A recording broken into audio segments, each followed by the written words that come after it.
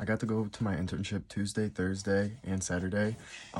Yesterday was a game day. I got to watch the women's lacrosse team. There was like a lot of like things from an athletic training side that I got to see for the game day that I don't get to see every day. Um, but I got to see a concussion recovery, and a concussion eval. An athlete went down during the week during one of their games. They had neck pain, they had a headache, so those are like symptoms and signs of a concussion. So an evaluation had to be done. They were asked on a scale of like 1 to 10 of like signs and symptoms, and then they had to rate them, and then they had to perform exercises, and then rate their signs and symptoms again after they performed the each exercise. And then that can help give like, if they have like a lot of the signs and symptoms, that's how you kind of know they have a concussion. But then they also have an electronic version that is done, like it's a test that's done on their phone that already has like a baseline of their first test they took, and it compares it to the test they take when they are being evaluated for the concussion. Luckily the athlete tested better at like with the one like the previous or the most newest test. um but yeah, so a little bit of the recovery was like to strengthen the neck muscles that were strained. And then there was also like massage done. It was to help relieve a lot of the neck pain. So like the first thing that was done was a suboccipital release.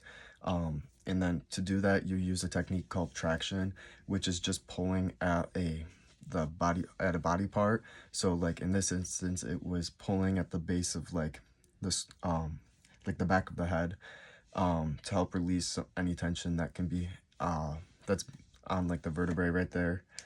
Then another thing I got to see was an athlete who has naturally tight muscles, who's that causes like leg pain. And like people who have naturally tight leg muscles, they tend to be or they tend to walk on their toes.